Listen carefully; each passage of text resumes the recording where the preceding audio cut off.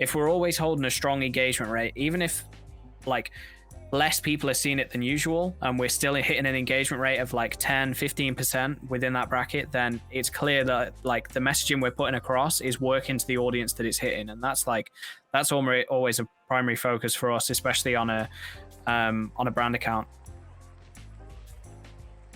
The first thing I kind of want to ask is, what is your central mission each day as an esports social media manager, and how does that kind of change because you're in the industry of esports compared to like a corporate kind of social media? So questions open to everyone. I'll call on people. How about that? Adam. Sure. I mean, I feel like I'm arguably one of the best fitted to take this, being as a handling KFC, who are someone entirely not involved with gaming, and then obviously we are so now. My central mission as a social media manager is to create engaging content and try and give back to our community and develop a community that generally appreciates our content and is rewarded for doing so.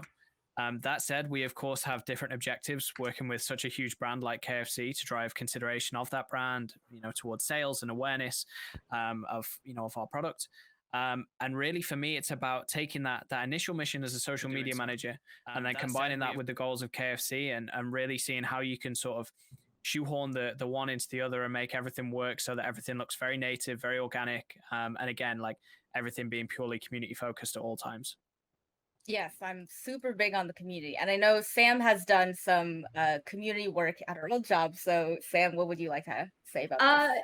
Yeah, so I mean, at Inven Global, one of my big things is I've kind of been working since I started to kind of rebuild the social media, like find its voice, find its look. Faye and I like rebranded it visually and all that stuff. So everything seems to have kind of a different goal in mind. We have the editorial goals of getting more traffic there, and then event goals. So it kind of varies, but yeah, I was in game dev before this, and esports is significantly different than game development. So Adam, I also liked your comment about the kind of organic feel of social media. Sometimes some things can seem a little forced, like a joke can be kind of forced, or it's like, sorry for my word use, but like cringe, like if you can kind of tell something isn't organic. So how do you kind of navigate that where it's like, okay, I want to make a joke, but I don't want to make it cringe, but like, kind of how do you make it feel organic? Yeah, it's a good question. I mean, cringe is like 100% at the forefront of everything we do, right? Like you don't want to like focus on the negative, but that is always going to be what people are looking for. And it's just the pattern of social media. At the same time, it's really important just to focus on like ensuring that you think through the mind of a gamer, right? You think of yourselves, I'm in this job because I play games, because I understand what I'm doing. Sure, it fits into the sort of scholarly route that I've taken, but that is the background that I play video games and that I know the community on the whole. And I really have to just think through my own mind in the case of like, would I find this cringe if I was reading this from a brand perspective? And at the same time, you have to be ready for it. You have to have the personality and almost the willingness and the small amount of leash from those above that sign off on final approvals to be able to clap back at the right people, because gamers are a very difficult audience to speak to, especially from a brand perspective. Silence brand memes are prominent everywhere, and probably the easiest reaction for anyone on any post ever to get a few likes. So you always have to be ready with a witty response and just be confident in what you're putting out, and make sure that you're up to date with everything, really. We got our first chat question. How do you define cringe? Which is a great question. If anyone has anything to say about that. I mean, I guess I would just think of it as super forced. Like Christian? I was going to say, it really just comes down to reading the room, because every single platform is different, and what one platform might find cringy, another platform might find funny. I think one of the biggest examples is that sometimes TikTok content doesn't work on Twitter or to Instagram to a certain extent. So it's really knowing, what your audience finds cool and being able to speak that voice to the consumers that you're trying to reach. Yeah, TikTok's the a different great example. platforms. Yeah, TikTok, sometimes I've seen some TikToks being posted on Instagram and I'm like, why am I seeing this? So different platforms definitely have different audiences. I don't know how different brands manage their different social media platforms. I know Sam and we kind of divvy up each platform for each social media manager. So how do you kind of navigate, like, or how do you curate content for each platform? Like, how do you curate content for Instagram versus TikTok versus Twitter versus like LinkedIn or something? Zach, you wanna go? Want me to go? Yeah, Yeah.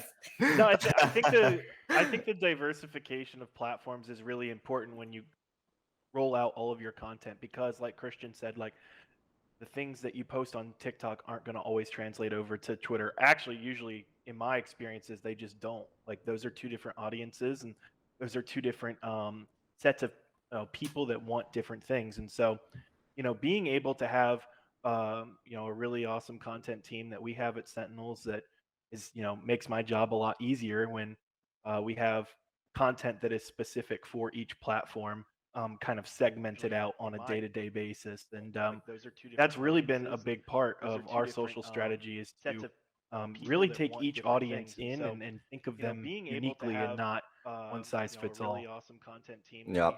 Also, I think that is fine to sometimes, if you want to try posting things on TikTok and you want to like cross post to Twitter and see how things goes, it's always fine. You can just try things in every platform and see how it goes. But yeah, like I don't think. Yeah, I think people in each platform has their own. I think that is kind of content they want to see. For example, on Instagram, people want to, for Sinai at least at some point, some people want to see more just pictures of players on stage, just having fun, funny videos, like lifestyle things too, instead of graphics, merch graphics. I don't know, things that didn't showcase people. Let's say like this. Yeah, I kind of like what you brought up about like you can trial and error. You can try to put like a short video on Twitter, Instagram, and see how it does. So kind of related to that, like engagement and view counts and follower counts are all kind of numbers that you want to look at. How do you balance the I guess the meaning of each one? Like, if you gained a lot of followers one season, but there wasn't much engagement, how do you kind of measure each one in comparison to another? Like, which one is kind of more important? Like engagement and I think for me, your goal should always be like create the campaign on how you want to present it to the partner. So for instance, impressions and engagements are good, but if my goal is to get click-throughs, then that's what I'm going to go to the partner with and say, here's the click-throughs that we got, or here's how many times the coupon code was used. Because there is a problem in esports where that's how people present their success with like, oh my god, this just popped off with a million views, but there was no conversion, so it doesn't matter. So you could have a video with 1,000 or 10,000 views that has far more conversion than this viral video, and that's really where it comes down to. So it's applying what the partner wants to see to how you build what you're trying to put out on social. Yeah, I was going to say, to add on to that, like that's I always say I have kind of different goals with different sort of posts. So like if I'm posting an article that's someone wrote on our website, I'm going to look at the link clicks to see did people actually look at it. And that also kind of helps me figure out and kind of pass on to editorial too, like, hey, this is the type of stuff people do want to see on social media, or hey, maybe this isn't. So link clicks are a lot more important to me in like those kind of posts versus maybe I like try to make some sort of just native casual post and it doesn't get engagement or anything. I'm like, oh well, never mind. Yeah.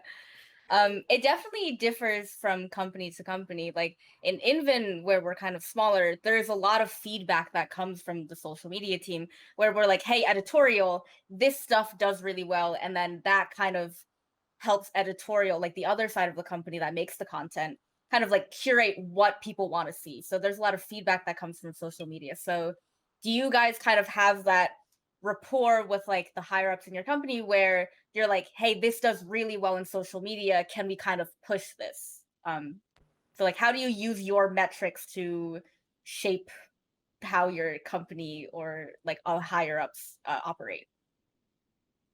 I think certainly for us, like our focus is like often primarily our engagement rate. I think you often find with like with different algorithms and stuff, content can sometimes perform up and down, like sort of outside of the norm, and you can underachieve or overachieve, and you can have a general idea of what's a good post for you and expect to work within sort of maybe a 10-20% margin of that, hopefully on a day-to-day basis. For me, if we're always holding a strong engagement rate, even if like less people are seeing it than usual and we're still hitting an engagement rate of like 10-15% within that bracket, then it's clear that like the messaging we're putting across is working to the audience that it's hitting. And that's always a primary focus for us, especially on a brand account. I mean, we create a lot of the content ourselves, as opposed to sort of having like a team that creates and a team that analyzes and such.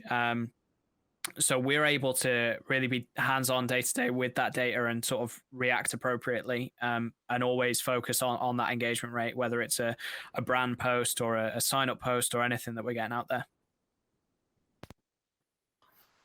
Yeah, I think when it comes to checking the polls and see what things are performing better than others and reporting to like the superiors, I think, I don't know, I'm gonna say this again, but it's always just like trying things out all the time, because why not just do something different here?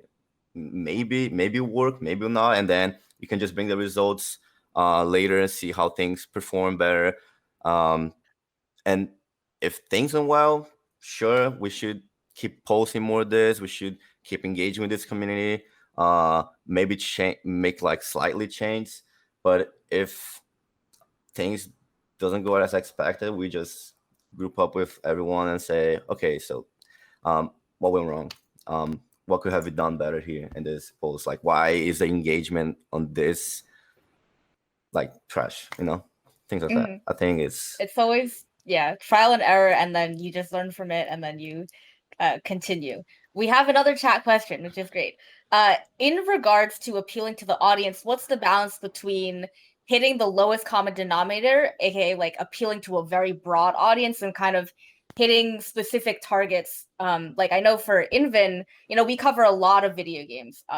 Usually we cover a lot of League because we know a lot of people like League, but we've been trying to branch out and hit like nicher audiences. So, we've been posting more Melee, which is, not as big, but there's a very strong sense of community there. So how do you balance that, and how do you weigh that against each other? I'll hop in. For our sake over at Sentinels, we actually have a little bit of a different approach than what Porty had mentioned, and just we like to really take our trial and error and post it internally before it goes out to the masses. And I feel like for us, because we're such a small team, in regards to our marketing department, we only have 8 people total.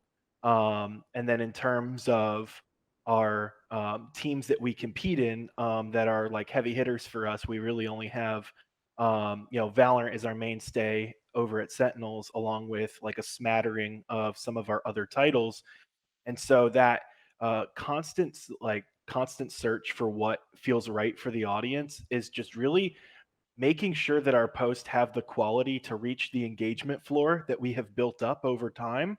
And that engagement floor is really important, I feel like, for growing a social media for a brand. If you have too many ideas for our case, for our purposes, what we had saw was happening was that we felt a little disjointed all over the place, because we didn't have that kind of core messaging and core engagement to start, because we were so new at the time when I first joined. And so now, we're a year and a half into kind of our mainstay Valorant run, along with some of the other things that we've added along the way. And so we've come up with kind of this core messaging that has really built an engagement floor of X amount of likes, X amount of retweets, an X percentage of engagement rate that we can then take and expand off of that. And so I think for the larger teams out there, they have maybe a little bit more privilege of being able to, like, I guess, try different things because they don't, they might not be able to sacrifice their audience, for lack of a better term. But for us, we know that we do one thing really well and that we have to keep doing that one thing really well to keep our engagement rate where it's at. So that, 2-3 years down the line, we can start to, diversify. Well, even sooner than that, but 2-3 years down the line, the payoff is when we go out with anything, we have that core audience and core following that Cloud9 has built over the years, to where their fans are all on board with everything they do, not just one thing they do. Yeah. And add on. Oh, yes. good. Should I go? Go ahead. You're good. Yeah. I was just gonna add something from what Zach was saying. Is yes, I think it depends a lot also in the company you making content, like doing socials and posts, because for example, Sentinels, they have not as many teams as C9, so they can focus their social strategy on on Valorant for now, for example, and the strategy is gonna be so much more built on this community instead of Cloud9 having 15 games across the esports scene, and we gotta make a post about League, make a post about Valorant, Smash, Wild Rift, and there's plenty of games that we've gotta have bring the community's attention so we can start building something. So sometimes it sucks that we're gonna have to make a post about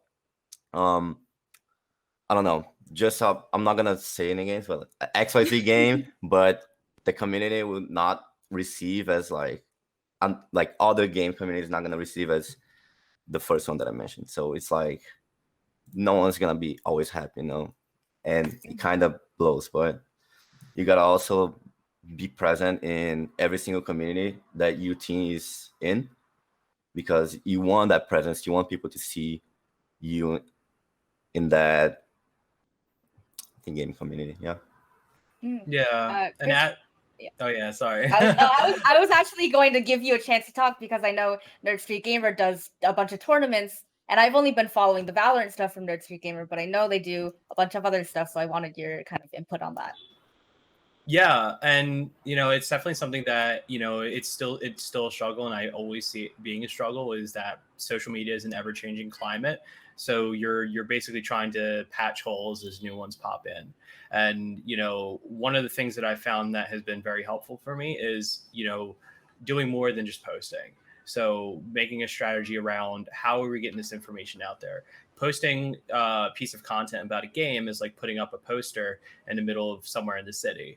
That's great, that poster's there, but that only does so much. You need to bring eyes to it. So sometimes I'll leverage content creators that I know and say, hey, can you share this? Or would you be interested in participating in this? Or if, for instance, we're doing live coverage of a game that I'm not comfortable with, like League of Legends, I'll find a contractor that understands the game, so that when we're doing live coverage, they can speak more to, and they can cover more of what people want to see versus what I would think is cool as somebody who's not necessarily really deep into that community.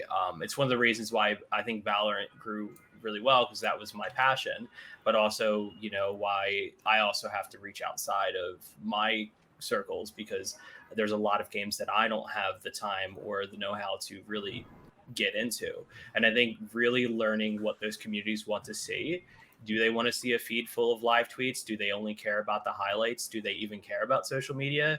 Or do they even care about the platform it's on? FGC still really lives on Facebook. So being able to reach to the Facebook groups and reach into those communities. So it's a lot of research, and either you have to learn it yourself, you have to find somebody who understands it and bring them onto your team, or you at least have to lean on the community to really guide you into the directions to give them that information. Because at the end of the day, if you're working for a holistic organization, your goal is to help that community, and it's also your job to make them understand that you're there to help that community.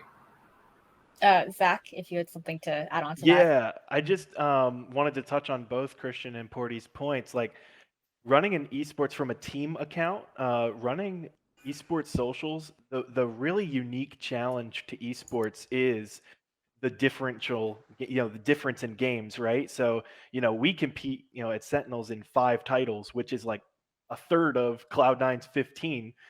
But when you and that's great for Cloud9 and it's great for us. Like it's just different. There's no right or wrong, but like it's really hard for even 5 teams. I don't even know how Cloud9 can do it with 15, honestly. Like props to y'all because y'all are awesome. And like no, you can see Porty's hair's graying because he's the stress. There's so much stress. There's like the way I think of it all the time, and when I try to explain it to like peers is like think of like like traditional sports, right? Like the Dallas Cowboys in football. They're tweeting about one thing. They're tweeting about football. Like that's it. That's all they have because it's one team playing one sport. Or the Yankees, they're playing baseball. So like the followers, the audience knows what they're gonna get. They're gonna get tweets about baseball and people playing baseball or football.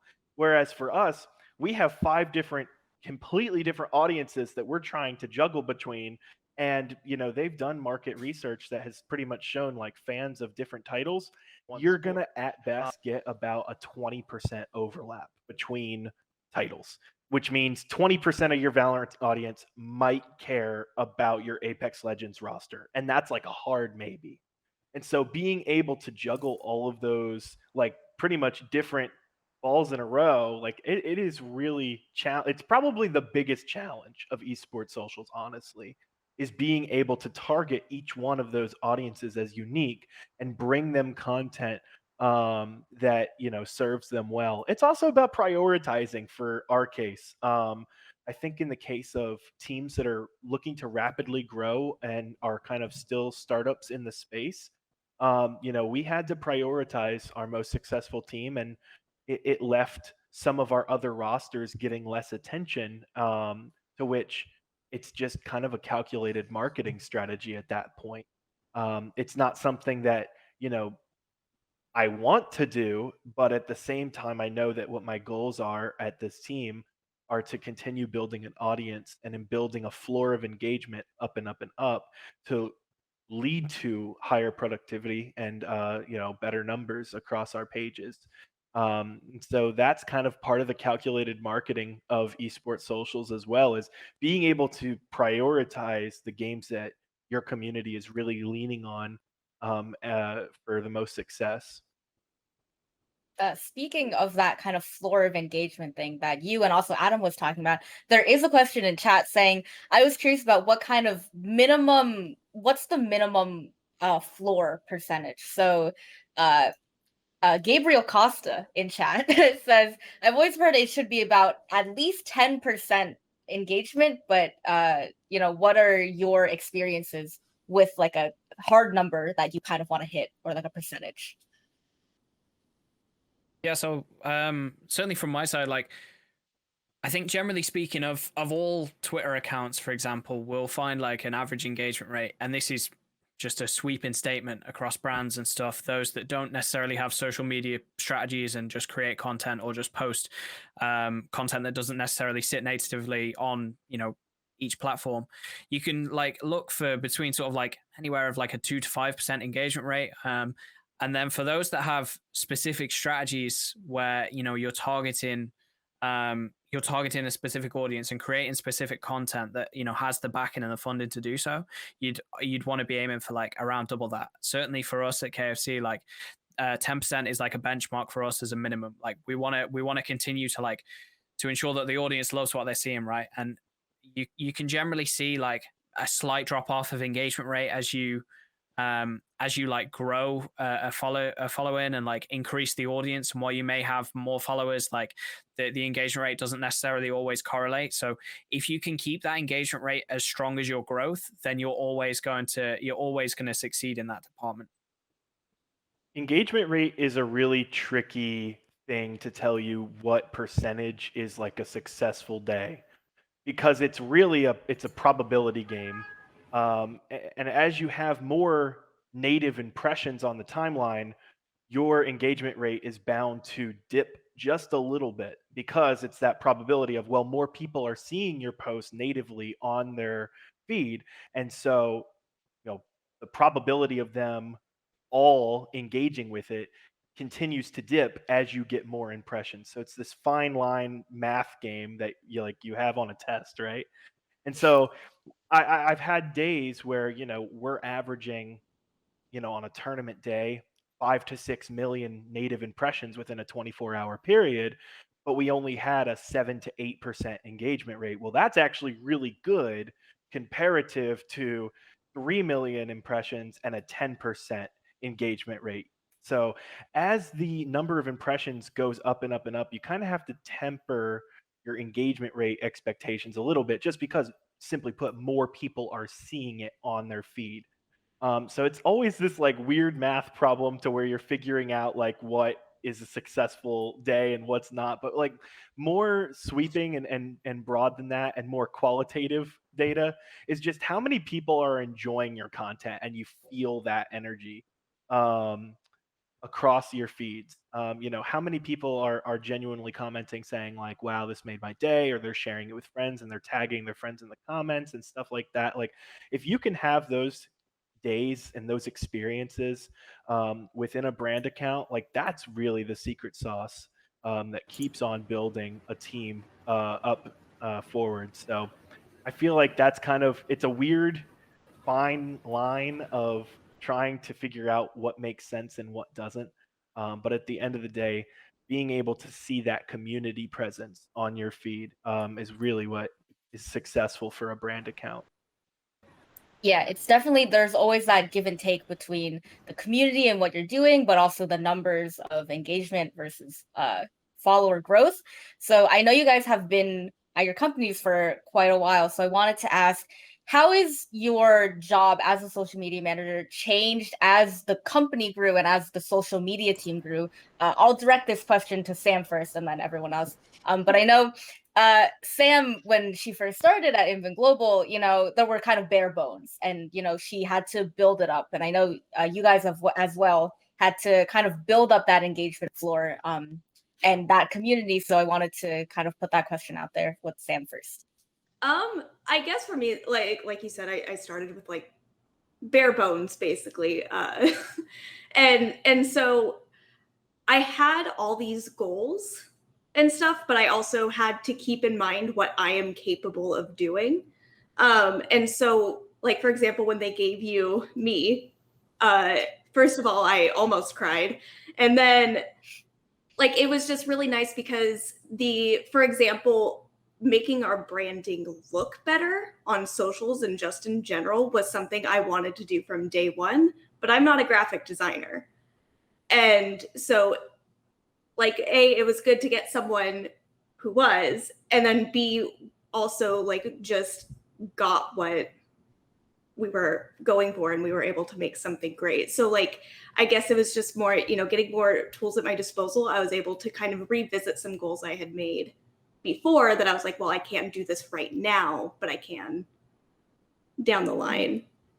Definitely when you start, there's not enough resources, because you have all these ideas, you're coming in, but there's just not enough people, or you don't have the people to make this content. There is another question in chat saying we have this team for a mobile game that wins tournaments, but there isn't that team of content creators that can make the graphics, that can keep up with the games.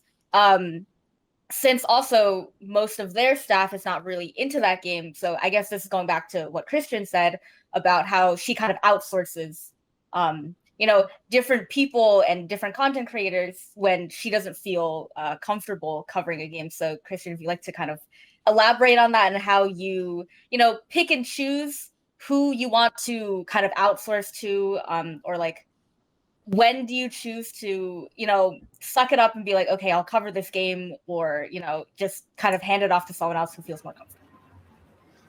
Yeah, I mean, and this goes back to Zach's point that there is a difference between a traditional teamwork in esports and someone who works for maybe like a third-party contractor like Nerd Street. I mean, there's, and I think the strategies when it comes to approaching marketing a team is also different. So for me, you know, what my goals would be is I would go and see, first off, are there any freelance social media managers that are looking for work?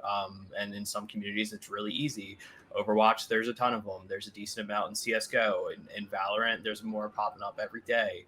In some games where there's not a big, like, social media is not a big focus, you're going to struggle a little bit. So then you want to look towards, like, you know, are there people who are just passionate and really good on social media that can get to lean towards that voice? If you have a team that your organization has for a mobile game and your staff doesn't really, you know, have a passion for that game, I would lean on it. I would hope that someone on the staff has a passion for that game, because, you know, now you have that team on the organization, even if it's a coach or a manager or something like that. And just, I would lean on them very heavily. I have a reputation, and I it's more in my head than anything, as the most annoying person at my company, because I ask probably more questions than anybody, because I want all the information I put out to be accurate and fitting. So I ask 1,000,001 questions. I'll ask, you know, is this a proper sentence structure that this community respond to? Do they like this meme? Do they like new memes, old memes? Like, really just get into the nitty gritty, ask 1,000,000 questions, reach out to people who do it right, and just start to build those connections. Yeah, just to build on that, I'd say, like, you know, you mentioned, like, you have the team at your disposal as well, right? Essentially a team that you're, you know, that's winning games and stuff. If you have the marketing expertise and you have a collection of players who are winning games, and they understand the community that they're playing and participating in, like, utilize them as much as you can too. I know, like, esports and pro players across traditional sports as well, you know, not everyone has a different reception to how much they want to be involved on, like, the media and marketing sides of things, but there's bound to be someone who can at least lend you the expertise to sort of say, like, you know, to steer your marketing expertise in that. And that's really where I think, like, you might be able to get the best value as well.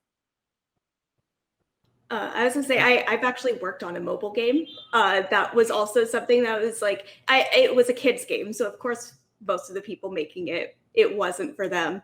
And one thing I found helpful for me was just genuinely getting to know the community that it was. And then I was able to use my skills from that to, like, create things that they liked. So even though it wasn't a game that I was super interested in, like, to this day, they asked me to keep the Discord, like, the game shut down, but they want me to keep the Discord server up because they just still feel connected to the game. I still get asked why it doesn't work.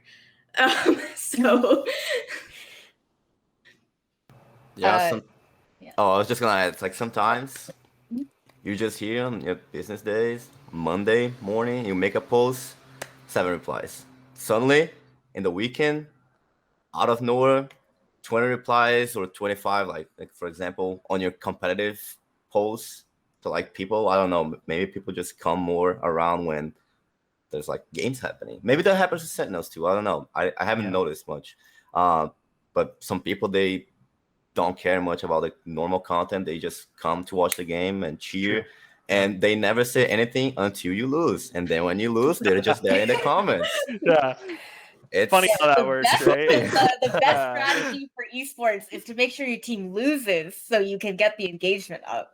My typos are strategic, actually. Yeah, if you typo, engagement goes way up because people start making fun of you in the comments. It's actually funny. There are YouTubers that strategically misspell one word in their YouTube title because they know people will click on it because it was misspelled. It's like actually like a four-dimensional chess play that I've read about. It's like actually really interesting though, because they found, like, I don't know who, like, where this started, but basically they did it on accident. But then it became one of their most watched videos, and it's like a large content creator, like 10+ million subscribers. So they kept misspelling words in the title, like, every third upload. And those would always be the ones that would be like, they're 1 of 10 on YouTube. And they're like, literally half the comments were people just trolling because I guess it makes people feel gratified to, like, point out a typo. Which, yeah, sometimes I'll do that. So I guess I get that too. But it's like, it's very interesting, right? Like, how people respond to just even some of the, things that we call mistakes, and then it ends up not being a mistake. It's like a blessing in disguise.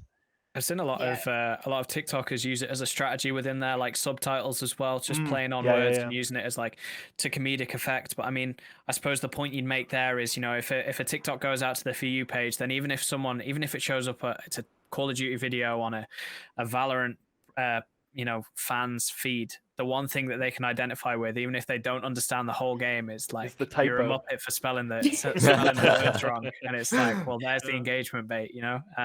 So yeah, it's leaning into it sometimes and having a laugh. I think we've seen the same on our platforms too. Of course, generally speaking, across socials, you never intend to make a mistake, a typo, a grammatical one, but you will find, like, so long as you can keep a consistent basis where you don't make those errors, the rare times that you do, you can have plenty of laugh with your community, just leaning into it and, you know, saying no one saw anything, that doesn't happen, that kind of thing. And it's just more engagement on top. It's a way of showing that you're human as well as just being a team and a brand.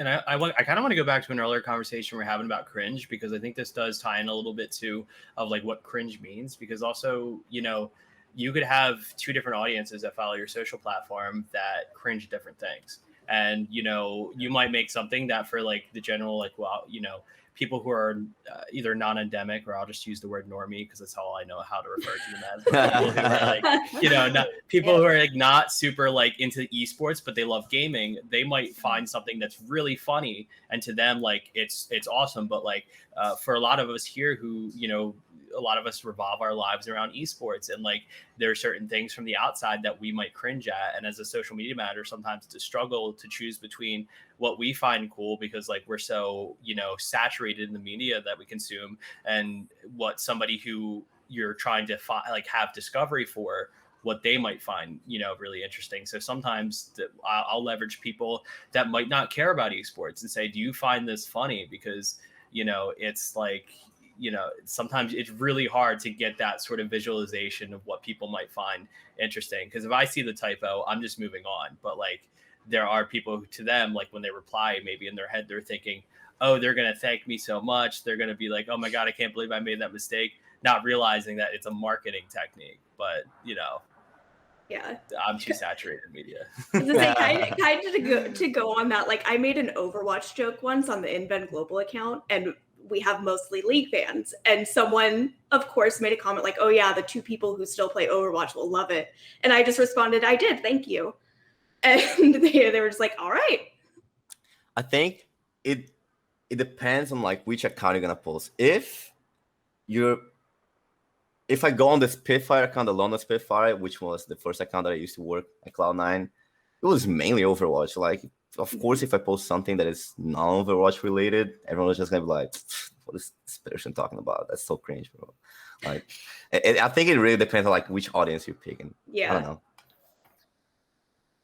Yeah, I think the fun thing about Overwatch is people who enjoy Overwatch make fun of themselves for enjoying Overwatch. So it's easy to lean into someone making fun of you for it. And they just generally, I haven't had anybody not find it funny if I just make fun of myself back. So far. Yeah, so actually we are kind of short on time right now. I would love to talk to you guys a little more. We've got about 4 more minutes. There's a bunch of questions that I would love to get to because they're great. But unfortunately, I just want to address that we can't answer them all. But this has been a great conversation. I just want to open up the floor if anyone has any, you know, final comments to the budding esports social media manager, some words of encouragement, or, you know, like what was the best piece of advice that you got that you can kind of pass along? I think the first one that I would say is if you're working for a team, for a company, whatever, and you get too attached to the brand account, I think at some point it's going to hurt you. For me, look, I'm very passionate about esports. I love it, love working. But at some point, I felt that I was way too attached to the C9 account, and for anything, like any bad thing that happened, any negative thoughts that people were saying, or like things that happened to me, I used to get really sad. And at some point, I had to realize, dude, I mean, that's my job. I love it, but I cannot just, you know, like feel that. When Sneaky left C9, was the worst day of my life for C9. The amount of negative comments, replies, feelings for the team. I was just like, what is this? What has happened, dude? And I think that's bad.